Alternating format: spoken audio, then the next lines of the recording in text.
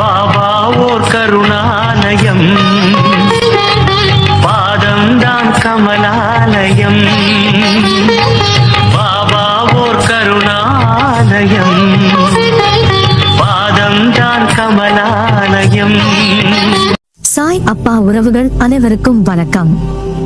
நல்லதையே நினைப்போம், நல்லதே நடக்கும் என்றும் சாய் அப்பாவின் அருள் உங்களுக்கு இருக்கும். சாய் அப்பா மேல நம்பிக்கை வைத்து அவரை நினைத்து கொண்டு இருக்கும் உங்கள் அனைவரின் வேண்டுதலையும் சாய் அப்பா நிறைவேற்றுவார். நம் மனதிற்கு இதமான சாய் அப்பாவின் இன்றைய அருள்மொழியை கேட்போமா? அன்பு குழந்தைகளே, உன் வேண்டுதலை கேட்டு நானே உன்னை தேடி வந்து விட்டேன். என் மீது முழு பக்தியோடு இருக்கும் உன்னை நான் எப்படி கைவிடுவேன்? இனிமேல் உனக்கு என்ன கவலை? இத்தனை நாள் நீ பட்ட கஷ்டங்கள் எல்லாம் மறைய போகிறது. இனி நீ சந்தோஷமாக வாழப் போகிறாய். இத்தனை நாட்களாக உன்னை கஷ்டப்படுத்திக் கொண்டிருந்த அனைத்து கஷ்டங்களும் தீர்ந்து நீ மிகச் சிறப்பாக மற்றவர்கள் ஆச்சரியப்படும் அளவிற்கு சந்தோஷமான சுபிட்சமான வாழ்க்கை வாழப் போகிறாய். உன் கடன் சுமைகள் தீரும். பணம் பல வழிகளில் இருந்து வந்து நீயும் மற்றவர்கள் ஆச்சரியப்படும் அளவிற்கு பணக்காரராக வாழப் போகிறாய். உன் குழந்தைகள் உன் பேச்சை கேட்கும்.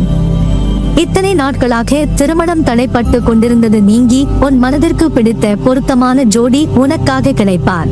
குழந்தைக்காக ஏங்கிக் கொண்டிருந்த நானே குழந்தையாக உனக்கு பிறப்பேன். நீ கேட்ட அனைத்தும் உன் கையில் வந்து சேரும். நான் உங்கள் அனைவருக்கும் ஒன்றை குறிப்பிட்டே ஆகஸ்ட் வேண்டும். அது என்னவென்றால், நம்பிக்கை மற்றும் பொறுமை என்கிற நான் கூறிய தாரக மந்திரத்தை நீ கடைபிடித்து வருகிறாய். நல்லது. பொறுமை மற்றும் நம்பிக்கை என்ற மந்திரத்தை கடைபிடித்ததால் தான் உன்னால் இத்தனை நாட்களாக வந்த கஷ்டங்களை தாண்டி வர முடிந்தது. எத்தனையோ புயல் போல வந்த கஷ்டங்களை எல்லாம் நீ பொறுமையாக என் அனுக்கிரகத்தால் தப்பித்து வந்தாய். நான் சொன்னதை கேட்டு நடந்து வந்தாய். ஆனாலும் உன் மனதில் ஏதோ ஒரு குழப்பம். நான் சொல்வதை கடைபிடித்தாலும் தினந்தோறும் ஒருவித அயற்சியோடும் மன கவலையோடும் நீ வாழும் வாழ்வில் உயிர்ப்பும் உத்வேகம் இல்லாமல் ஏதோ கடனே என்று வாழ்கிறாயே. ஏதோ இன்றைய பொழுது முடிந்தால் சரி என்ற விரக்தியும் சலிப்பும் அடைகிறாயே. நீ வாழும் வாழ்வை ரசித்து வாழாமல் வெறுமனே நாட்களை கடத்தி கொண்டு வாழ்ந்தால் நீ மிகப்பெரிய பலனை அனுபவிக்க முடியாது. வாழ்க்கையில் எது நடந்தாலும் இறை மற்றும் குருவின் பாதத்தில் வைத்துவிட்டு உன் கடமைகளை சரியாக செய்தால் உனக்கு கிடைக்கக்கூடிய அனைத்தும் தங்கு தடையின்றி உன்னிடம் வந்து சேரும். ஆகையால் இறை சக்தியும் குருமார்களையும் ஆத்மார்த்தமாக வணங்கி எதிர்பார்ப்பில்லாமல் தொழுதால் அனைத்தும் உங்கள் வசமாகும். அனைத்து கவலைகளையும் மறந்து என்னிடம் வந்து உட்காருங்கள். என்னையே தியானியுங்கள். என் மீதே மனத்தை வையுங்கள். நடக்கப் போவதை ஒருமித்த மனத்துடன் அமைதியாய் பார்த்திருங்கள். வானம் உங்கள் மீது இடிந்து விழுந்தாலும் கவலைப்படாதீர்கள். உன்னை நான் கைவிட்டு விடுவேனா என்ன? எது நடந்தாலும் சரி, உன்னை காப்பாற்றுவது எனது பொறுப்பு. அதனால் எதற்கும் கலங்காதே. உங்களை காப்பாற்ற நான் இருக்கும்போது இந்த கவலை எதற்கு?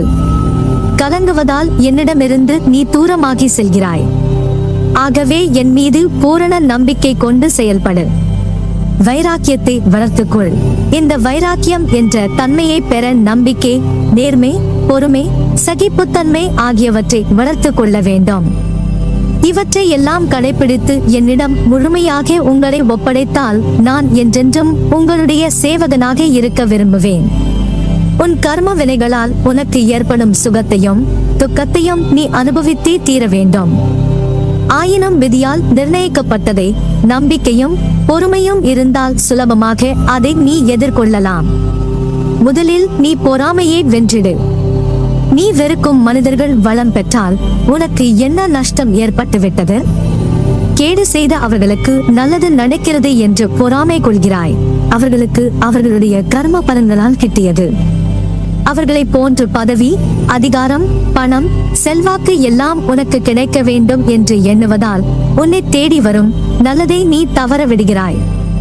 ஒன்றை புரிந்து கொள் குழந்தாய், எல்லோரும் ஒரே மாதிரி வாழ முடியாது.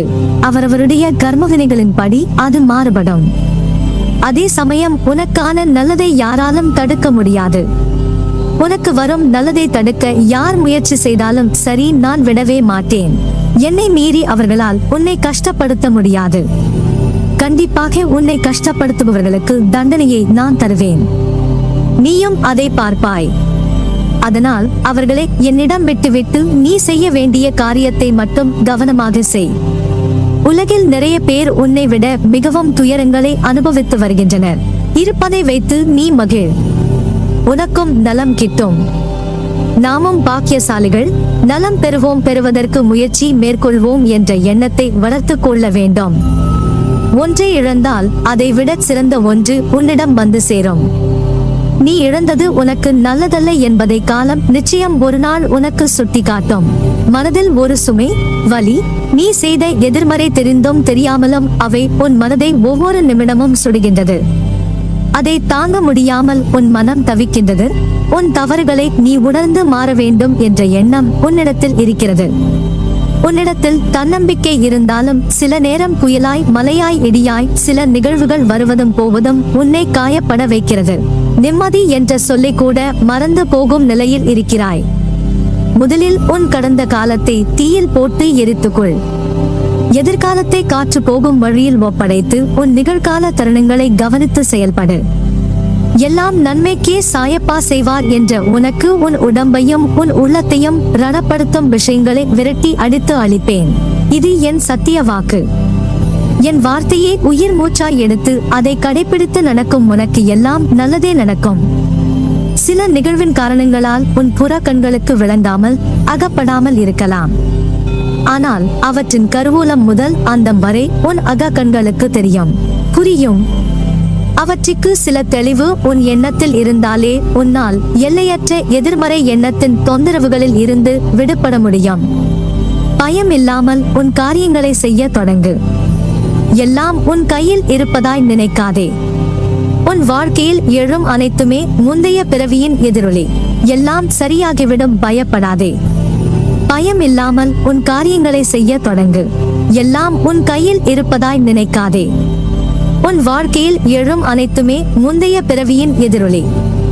வாழ்க்கையில் உன்னை தாழ்த்துவது உன்னுள் உள்ள எண்ணங்கள் என்றால் உன்னை மேலோங்க வைக்கவும் உனது புத்தியிலும் மனதிலும் எண்ணங்கள் இருக்கும் அல்லவா? அதை உன்னுள் உனக்கே வெளிப்படுத்து. சோம்பேறித்தனத்தையும் கஷ்டம், வலி, தோல்வி இவைகளை காரணமாக உனக்கே நீ சொல்லாதே. சொல்லவும் அனுமதிக்காதே. நீ மனதளவில் பயப்படாமல் இருந்தால்தான் உன்னுள் இருக்கும் நான் உன் சாய்தேவா தைரியமாக செயல்பட முடியும். நம்பிக்கையோடு உன் காலடிகளை எடுத்து வை. அதன் பிறகு பார் உனக்கான என் செயல்பாடுகளை. எல்லாம் சரியாகிவிடும், பயப்படாதே. நம்பிக்கையோடு காத்திரு. நல்லதே நடக்கும். நீ என் பரிபூரண அருளும் ஆசிர்வாதமும் அன்பும் பெற்ற என் பிள்ளை.